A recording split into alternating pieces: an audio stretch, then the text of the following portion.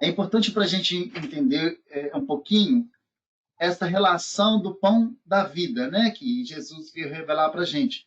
O alimento do Espírito, o alimento eterno, o alimento que é absorvido.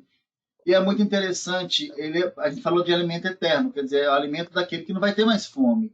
Né? De certa forma, quando estrutura esse alimento para ele.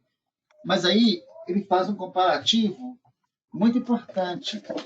Ele faz um comparativo entre aquele que vem a mim não terá fome e aquele que crê em mim nunca terá sede. Então, esses dois aspectos, aquele que vai para o Cristo e aquele que crê no Cristo.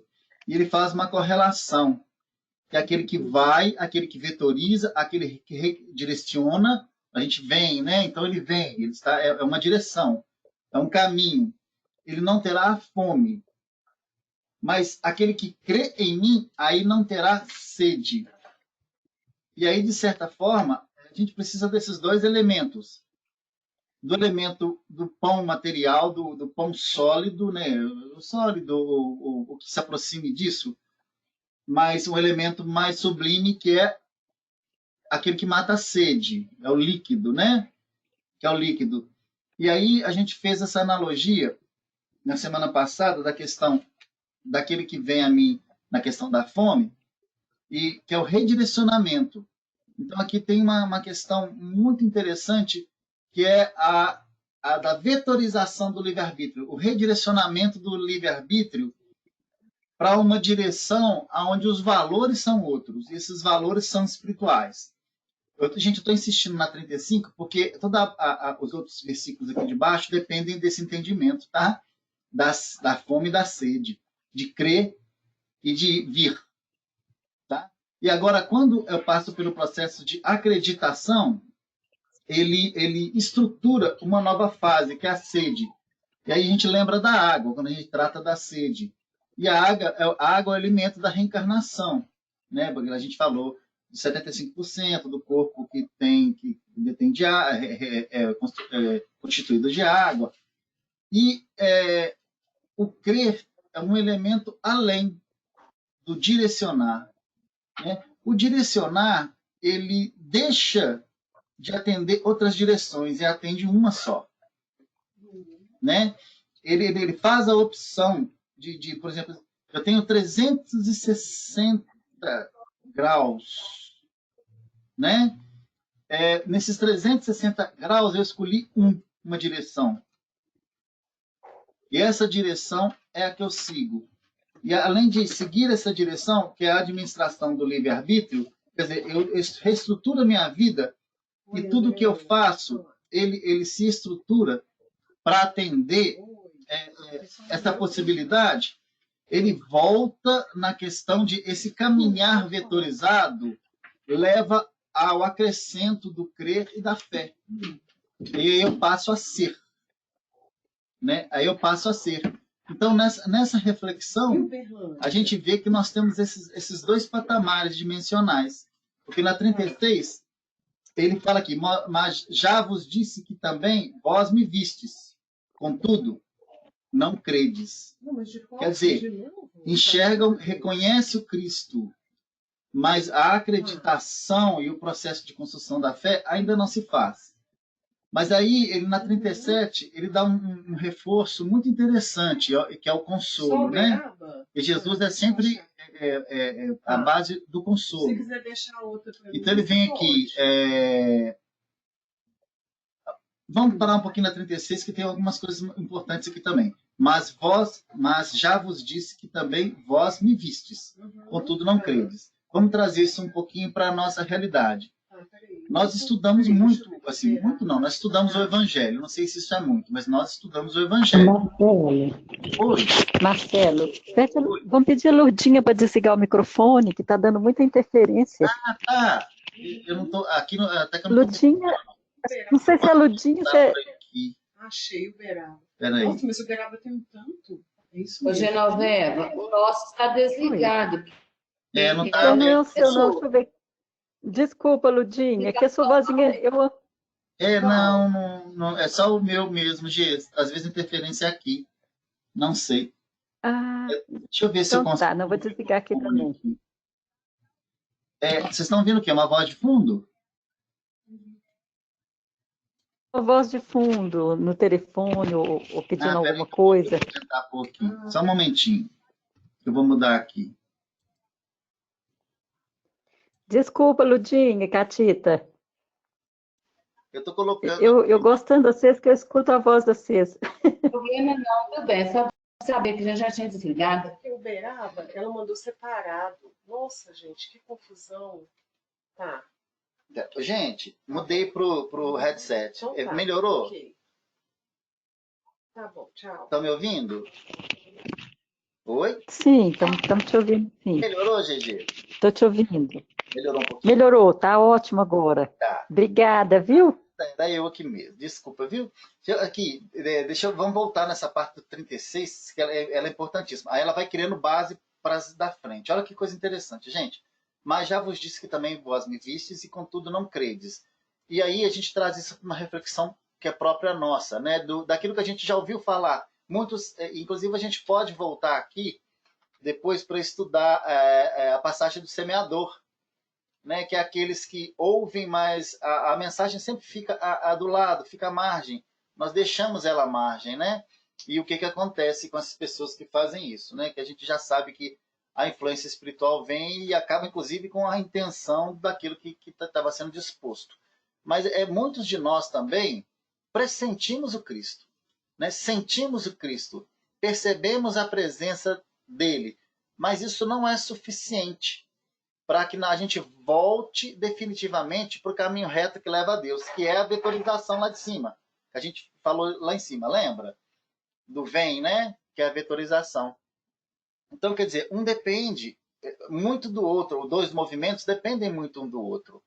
Mas é muito interessante a gente avaliar que tipo de entrega a gente tem feito naquilo que a gente tem acreditado, estudado, tem percebido. Se cada momento que a gente levanta o evangelho para estudar, né, e faz uma meditação, um estudo sobre uma passagem, aquilo, apesar de nos tocar, nos incita à grande modificação, ao processo modificador, né? Nos renova e nos ressignifica. Porque a mensagem do Cristo, ela ressignifica. Isso que o Cristo veio fazer, ele veio ressignificar uma diretriz antiga que era humana, que veio por Moisés, mas ele veio ressignificar ela com a nuance do amor, com a nuance do perdão e com a nuance da misericórdia divina, que é uma coisa que a gente está aprendendo a conhecer. E aí, nessa 36 aqui, a gente percebe isso muito claro. E também vós me vistes, contudo não credes, apesar de tudo que foi visto. Aí na 37 ele dá uma continuidade, que é o consolo. Todo que o Pai me dá virá a mim, e o que vem a mim, de maneira nenhuma, lançarei fora. Que é aquela questão de todos nós que estamos sob a responsabilidade, a égide do Cristo Jesus em si, de maneira alguma será descartado em processo algum dele. Então, quer dizer, esse acompanhamento, ele é como se fosse, entre aspas, assim, não é um eterno acompanhamento da evolução. Então, a insistência da vida em transformar esses espíritos sob a égide do Cristo em espíritos puros e felizes não cessará. O único fator que vai nos diferenciar um dos outros vai ser o tempo onde essa grande reforma do crer ela vai alcançar. O outro pode tardar a dele, mas ela virá. O outro pode aderir mais cedo. E com isso ele deixa de sofrer mais cedo. Então existe um ganho também de fazer isso. E aí a gente tem que fazer opção. Porque toda nuance daquilo que nós passamos por agora, independente do que seja, se seja individual, se seja coletiva, ela tem o seu apontamento moral e de evolução. E que a gente tem que entender em nós nessa tradução. Porque essa tradução, apesar do momento ser coletivo, essa tradução é individual. Ela é para cada um. Né? Deus nos conhece pelo nome, a cada um de nós. Então, os momentos que nós passamos, apesar de serem coletivos, eles nos falam na intimidade de cada um de nós. E é bom porque isso é o processo de entendimento que passa pela consciência. A consciência de cada um que vai fazer o filtro e trazer isso para a intimidade de cada um na necessidade do próprio ser, né? E aí ele fala dele, né? 38, porque eu desci do céu. E a gente entende esse céu, que claro que a gente já sabe disso, é o estado do céu, é o estado do espírito puro, é a felicidade, né? E né, essa felicidade que nós conhecemos com essa exacerbação, né? Essa euforia, é uma felicidade pacífica, é uma felicidade que traz a harmonia interna daquele que se conduz literalmente na sua condição psíquica, mental e efetiva de atitude de pensamentos na vontade divina, que é fantástico ser que se alinha 100% com a vontade divina. Por isso que ele e o Pai são um, né, em determinadas passagens. E aí ele fala, porque eu desci do céu não para fazer a minha vontade, mas a vontade daquele que me enviou. Então esse é o objetivo que o Cristo veio, né? Nos propiciar atender à vontade divina. E aí ele é muito claro na base da vontade divina para o orbe terrestre, né? O amai-vos, né? De fazer ao outro aquilo que a gente quer que fosse feito conosco. Amai a Deus sobre todas as coisas e ao próximo como a si mesmo. Esse é o mandamento maior do Evangelho do Cristo para aqueles que querem se movimentar no processo libertador, de olhar para o outro na nuance do amor. E aí, esse outro tem diversas personagens, diversas figuras. É o outro que é meu amigo, que é meu parente, que é meu inimigo, é o outro que me quer mal. Então, são todas essas personas. Para todas elas, eu tenho que fazer um direcionamento da minha vontade na questão do bem. O que me faz mal, eu não devolvo mal.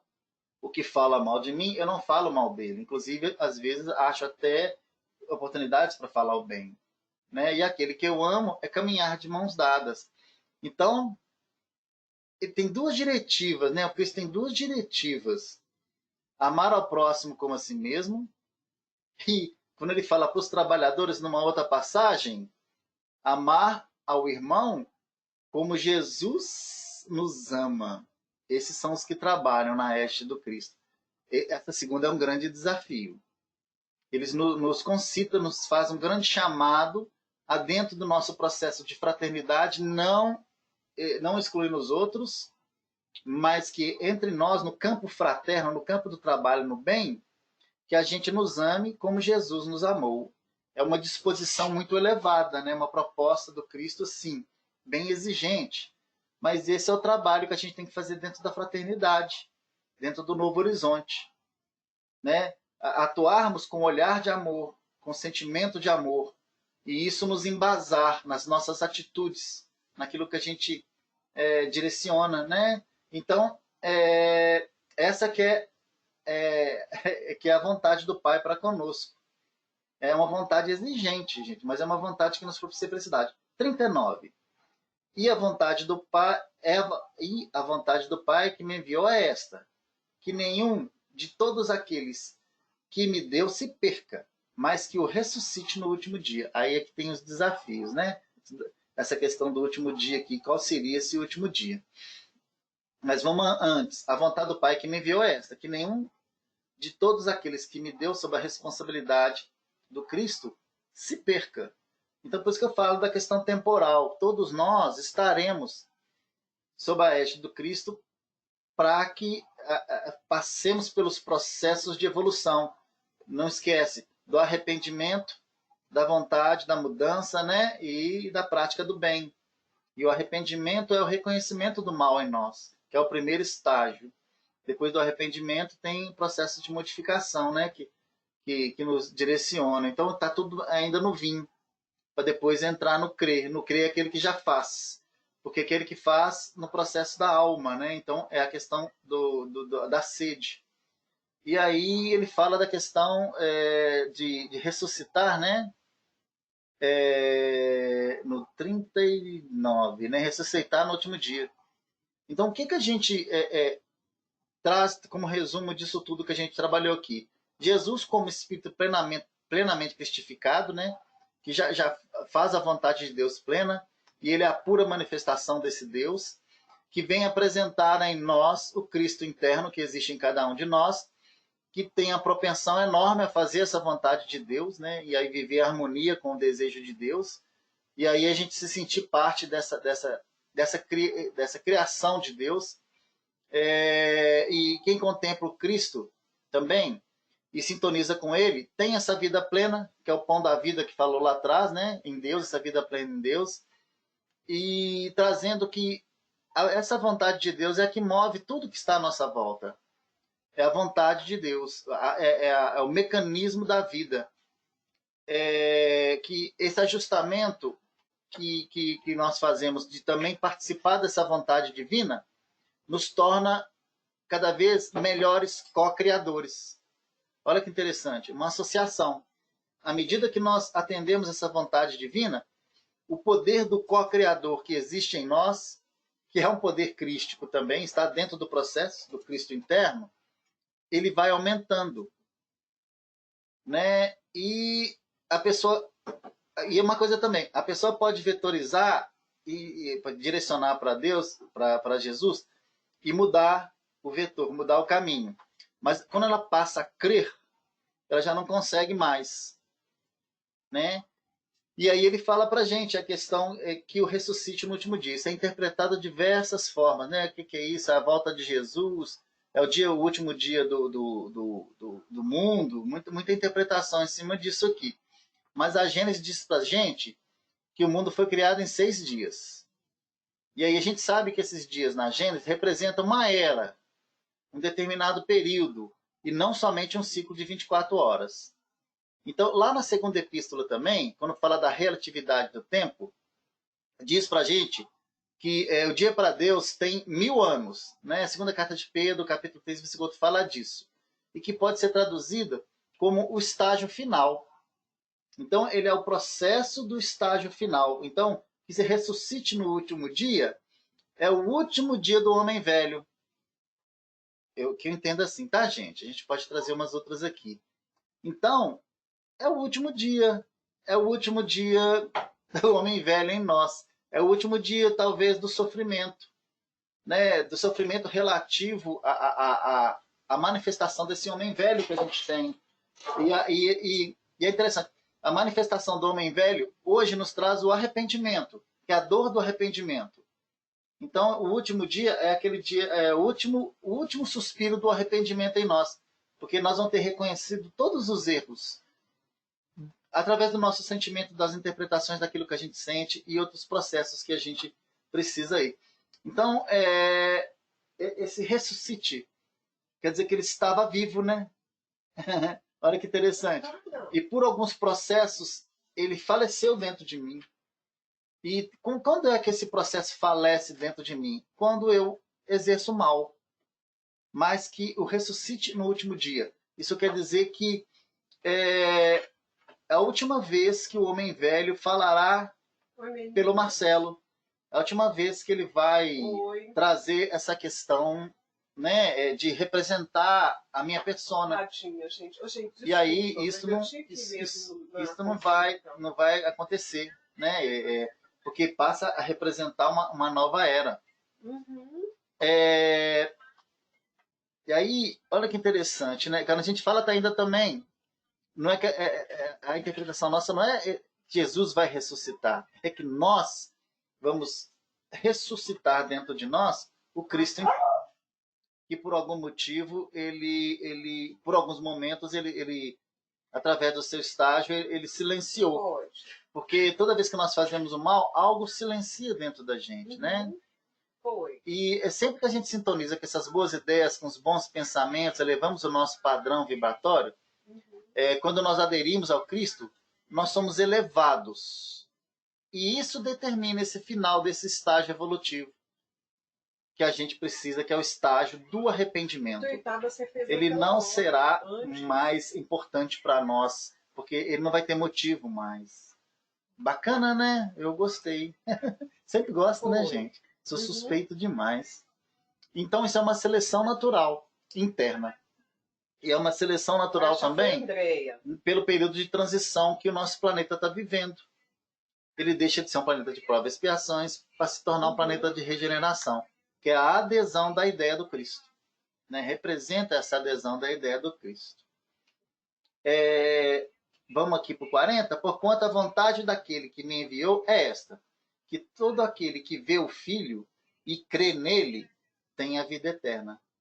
E eu o ressuscitarei no último dia. Ele reforça esse ressuscitar novamente. E todo aquele que vê o Filho, não basta só ver, sou eu estou terminando aqui. crê nele, E vou encaminhar tenha a vida eterna, quer dizer, a vida espiritual.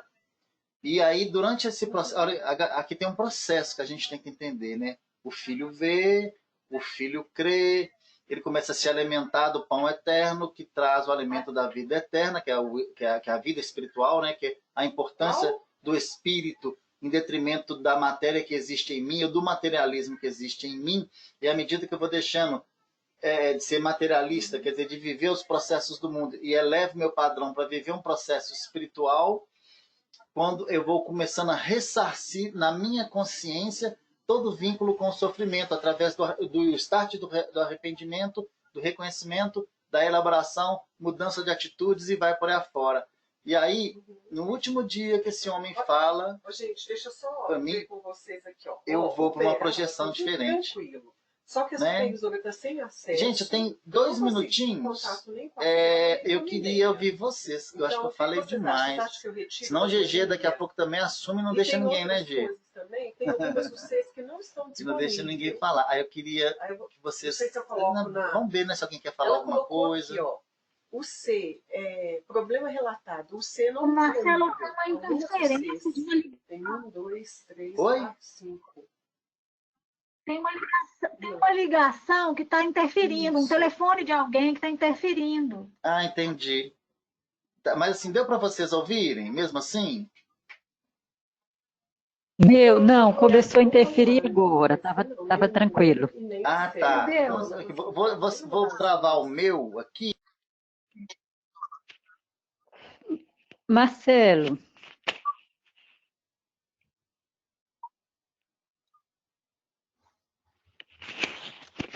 Pode falar, G. não, tranquilo, eu achei lindo, assim, essa questão, né, que você trouxe, assim, foi muito profundo, achei muito interessante você trazer essa história, né, de Jesus, quando ele traz a ideia de que ele desceu, né, que ele vem para um planeta de prova e expiações, que ele encarna na Terra, né, não para fazer a vontade dele, né, mas para cumprir uma missão, para cumprir a determinação do Pai. Eu achei assim muito profundo, né, essa reflexão para a gente hoje. Muito bom. Hoje eu também achei, sabe? Como sempre, mexe muito com a gente, né?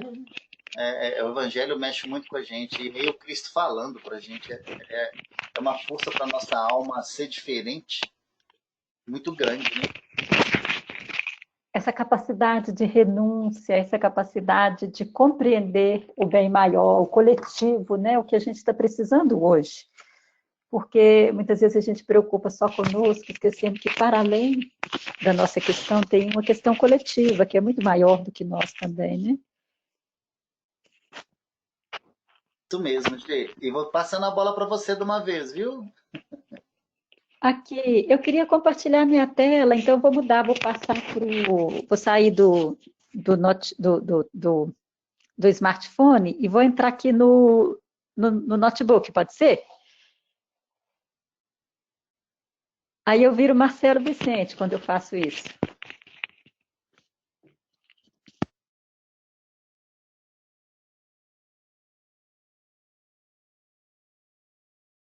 Aí eu te passo o poder. Agora, a Jaque experimentou esse poder, nunca mais foi a mesma, depois que assumiu o poder da ferramenta de webconferência, né, Jaque? Custei aprender, mas aprendi. Gente, só aguardar a Gigi voltar aqui, a gente já passa para ela. Ô, Marcelo, mas foi ótimo essa reflexão. Eu queria só compartilhar minha tela. Essa questão de... Tá, nós estamos te aguardando, gente. falar já. Sim. Marcela, e como é que eu faço para compartilhar minha telinha aqui?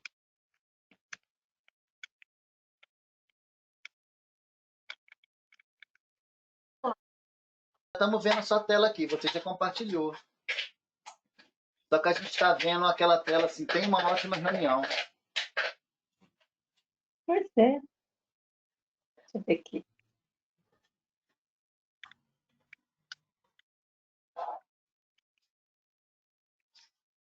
Você abre o seu. Você está querendo mostrar o livro dos Aqui. Espíritos? Está aberto, né? Está no tela. Abre ele que aparece.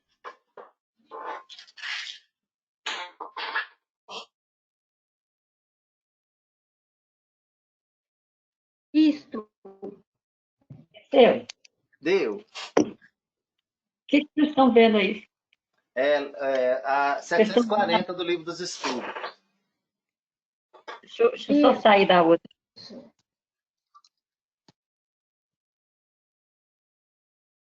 Senão elas começam a brigar.